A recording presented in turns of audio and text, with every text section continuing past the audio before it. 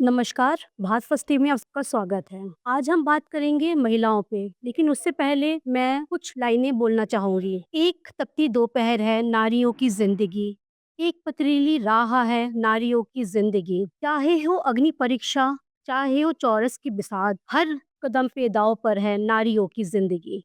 बात जब नारियों के सम्मान की होती है या सुरक्षा की होती है, तो हम अपने आप को काफ़ी पीछे महसूस करते हैं। क्यों? देश में क्यों है ये चीज़ कि महिला अपने ही देश में, अपने घर में, अपने समाज में सुरक्षित नहीं है? क्यों लड़ना पड़ता है उसे अपने सम्मान के लिए? इसी विषय पे हम बात करेंगे। हमारे साथ मौजूद हैं हमारी आज की मेहमान मैम अर्चना सिंह। मैम नमस्कार, मैं दुर्गा शर्मा हूँ, समाजवादी पार्टी छात्रावास से राष्ट्रीय सचिव हूँ, मुरादाबाद से वासी हूँ। हम स्वागत करते हैं अपने मेहमानों का। हम प्रश्न करना चाहेंगे दुर्गा मैम से। मैम, बात होती है महिला सशक्तिकरण की। क्या शब्द है महिला सशक्तिकरण? क्या हम एक्सप्लेन करेंगे इसको? देखिए, महिला सशक्तिकरण की अगर बात करें तो महिलाओं से ज़्यादा सर्वशक्ति कुछ है ही नहीं। चाहे वो भारत में ले लीजिए या पूरे विश्व में ले लीजिए। महिलाओं ने संघर्ष किया, महिलाएँ बहुत ईमानदारी से भी चलती हैं। अगर महिलाओं के लिए आप कोई ज़िम्मेदारी दे देते हैं, तो महिलाएँ उस ज़िम्मेदारी को बखूबी तरीके से निभाती हैं। आपको महिलाओं के अंदर छल-कपट बहुत कम मिलेगा और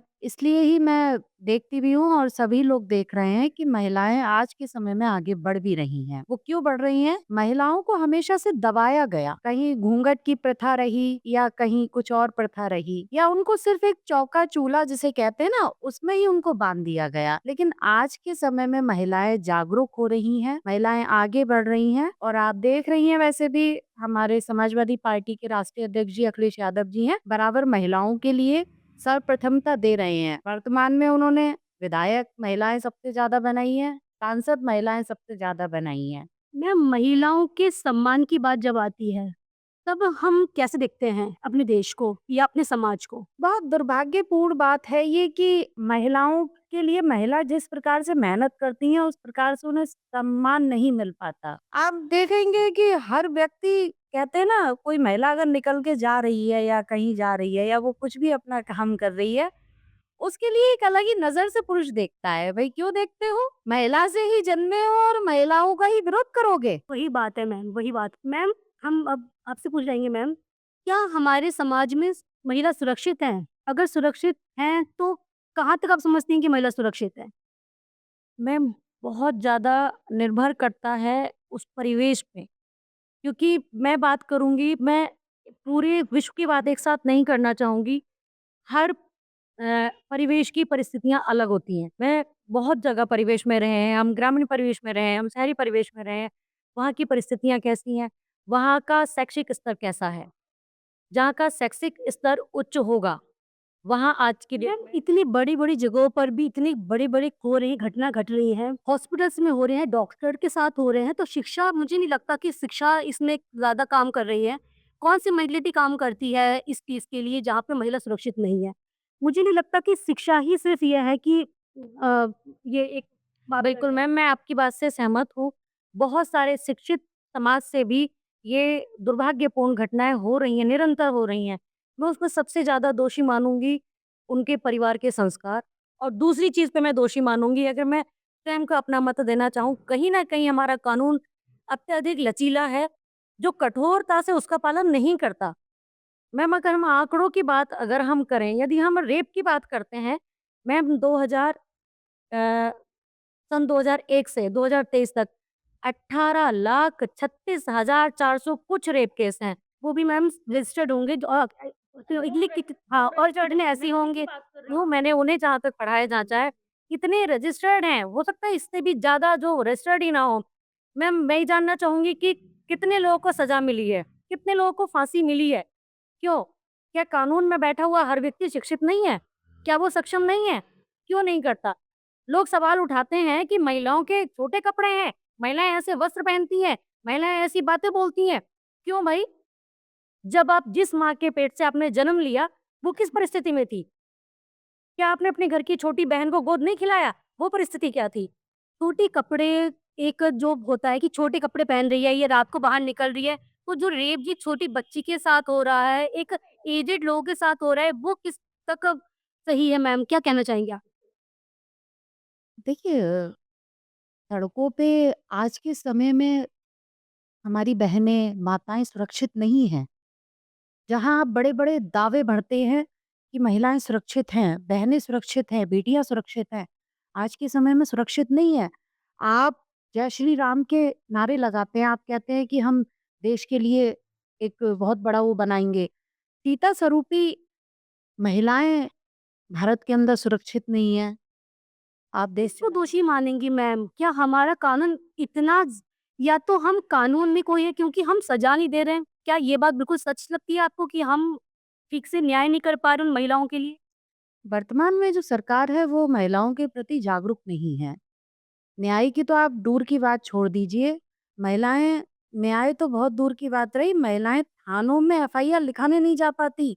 अभी थोड़े समय पहले की बात है, लड़की वो बाहर कहीं थी वो, मतलब कपड़े वो उसके इस तरीके से वो उस घर में से निकली और वो थाने तक नहीं पहुँच पाई थी। क्या बात करती हैं आप? 10-90 हमारे राष्ट्रीय अध्यक्ष जी ने, अखिलेश जी ने 10-90 चलाया। क्यों चलाया? अगर कहीं भी कोई बहन-बेटी सुरक्षित नहीं है, वो 10-90 पे कॉल कर सकती है।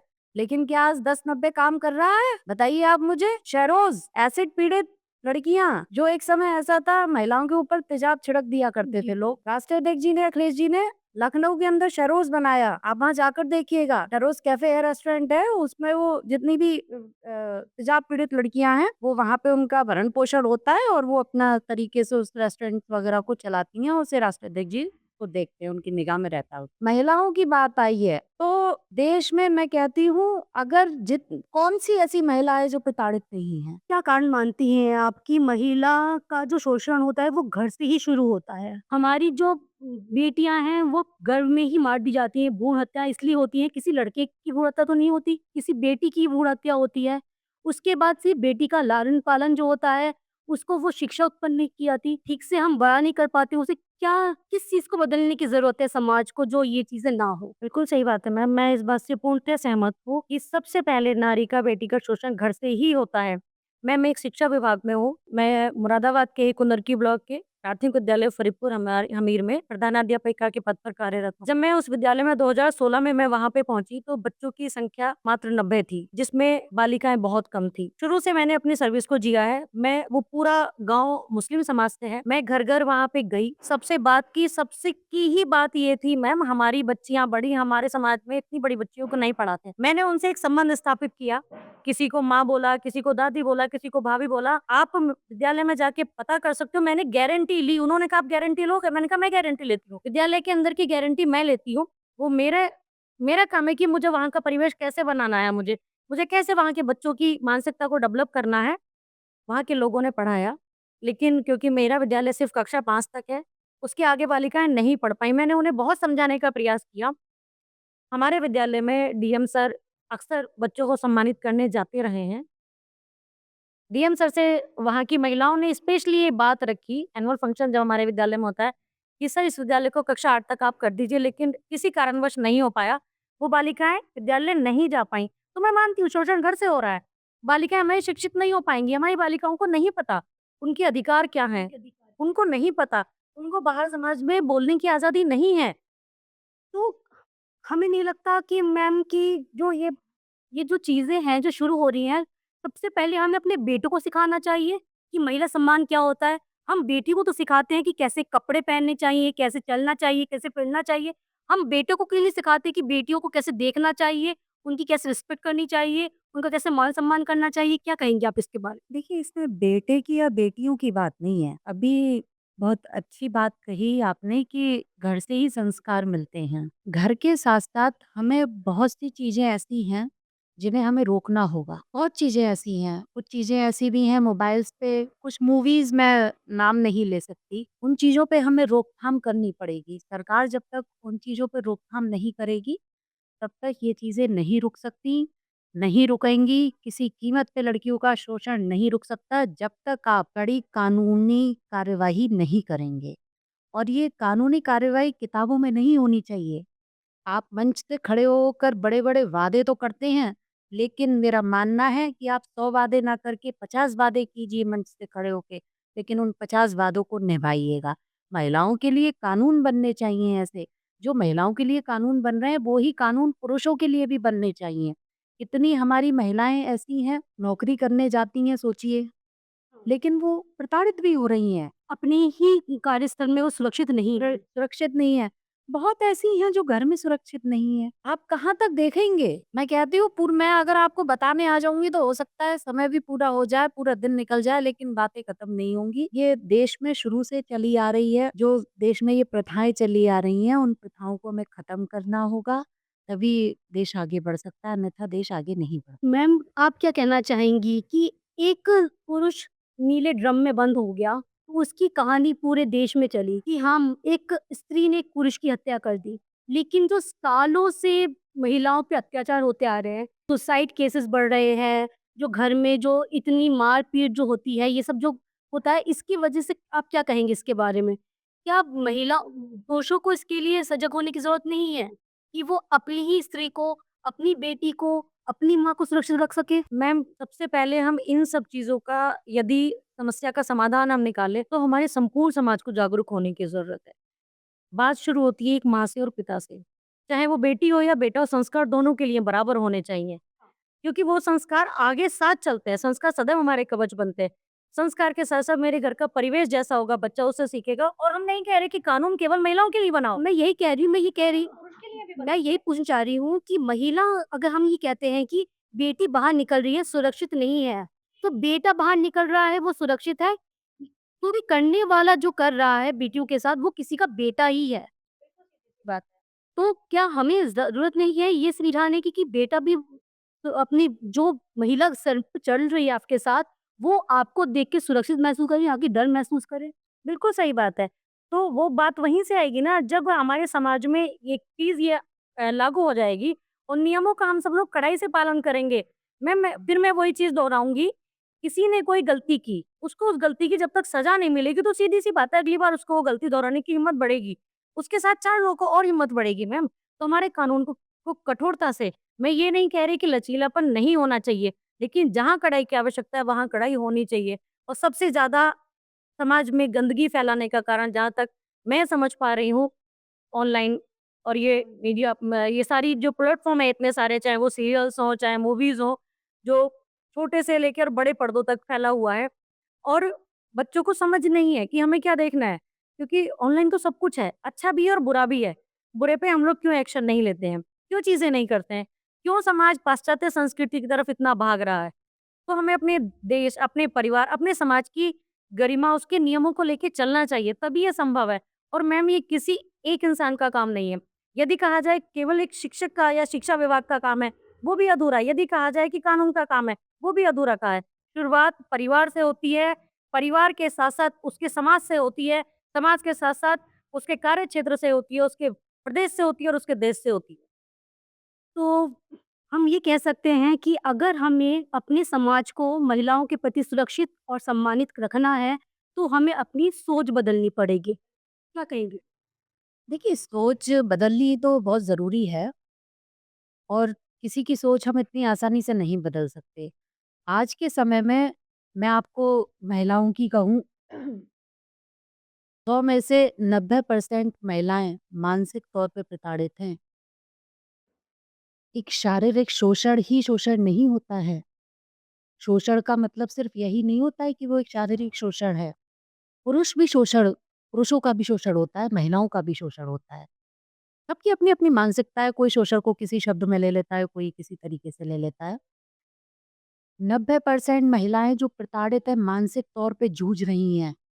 घरों पे, आप बाहर तो छोड़िए, घरों के अंदर भी मैं आपको बता दूँ बहुत महिलाएँ ऐसे हैं जो मानसिक स्थिति उनकी जूझ रही है, जो पुरुष उन पे क्या-क्या ज़ोर दबाव नहीं डालते होंगे सोचिएगा।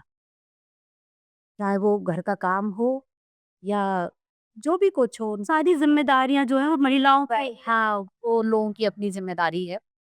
लेकिन महिलाएँ वाक़ई इस समय बहुत जूझ रही हैं। महिलाओं पे प्रेशर है, घर का भी, बाहर का भी, क्योंकि महिलाएँ बाहर निकल रही हैं, आय कर रही हैं, इनकम कर रही हैं, लेकिन तब भी वो 2 तरह के प्रेशर को झेल रही हैं। एक बाहर के प्रेशर को भी, एक अपने परिवार के प्रेशर को भी। मैम ये सच्चाई है। आप खुद एक वर्किंग लेडी हैं, आप नहीं मैम, मैं तो इस चीज़ से नहीं जूझ रही हूँ, उस पे जी की बहुत कृपा है। लेकिन हाँ, मेरे जैसी हो सकता है बहुत सारी महिलाएँ हों जो शिक्षक जो अपने कार्य क्षेत्र में बहुत अच्छा कार्य करती हों और वो मेरे को देखने को ऐसा मिलता है। लेकिन मैम क्या कर सकते हैं? क्योंकि वो कहते हैं कि जब हम ये सारी बातें करते हैं तो कहते हैं नारी तो शक्ति है। शक्ति है तो वो संभव का हो जाएगा उसके माध्यम से। लेकिन शक्ति को भी समय चाहिए, सम्मान चाहिए और स्नेह चाहिए। ऐसा नहीं है उसके ऊपर थोपा जा रहा है कि आप नारी हो तो आप ये करोगे। बाय डिफ़ॉल्ट है कि ये खाना नारी को ही बनाना है, कपड़े नारी को ही धोने हैं, मतलब वो चीज़ आदमी नहीं कर सकता। वो अपनी ईगो पे ले आते हैं उस चीज़ को कि अरे! मैं आदमी हूँ, मैं खाना क्यों बनाऊँ? हाँ। नहीं मैम, पहले से अभी जहाँ तक मैं लोगों से जुड़ी हुई हूँ क्योंकि मैं भी बहुत बड़े सामाजिक परिवेश में रोज़ नहीं बैठती हूँ, मैम का तो परिचय वहाँ से रोज़ का होता है। इसमें अभी अभी बदलाव हो रहा है इसमें काफ़ी हद तक। लेकिन हम सब लोगों को आगे बढ़कर इसमें बदलाव करने की बहुत आवश्यकता है। ये मुझे ऐसा लगता है। बहुत ही ज़रूरी है हमें बदलाव लाना और बदलाव आएगा बिल्कुल जब हम ग्रामीण तौर से इस चीज़ को, क्योंकि शहर में तो बदलाव बहुत जल्दी आता है, लेकिन जो ग्रामीण इलाके हैं जहाँ पे शिक्षा थोड़ी कम है, वहाँ पे जागरूकता देर से आती है। मैम क्या कहेंगी? जो ग्रामीण इलाके हैं, मैं उनमें यही कहना चाहूँगी, जितनी भी हमारी सम्मानित महिलाएँ हैं, वहाँ पर हमारी जो माताएँ हैं, हमारी जो बहनें हैं, वो लोग जागरूक हों, छोटे-छोटे कार्यों में हिस्सा लें। बहुत एनजीओ चल रहे हैं, उन एनजीओज़ में हिस्सा लें और एक चौका-चूल्हे तक ही ना रहें, पढ़ें और शिक्षित हों और शिक्षित होने के बाद में एक कार्य के लिए बाहर निकलें और जो महिलाएँ हैं, उन लोगों से जुड़ें, उस पे मैं यही कहना चाहूँगी। Thank you so much ma'am, आप लोगों ने इतनी अच्छी बातें कही। महिलाओं को जागरूक होना ज़रूरी है, उन्हें पता होना चाहिए कि उनके अधिकार कैसे हैं। उन्हें अपने सम्मान के लिए, अपनी सुरक्षा के लिए आगे आना पड़ेगा।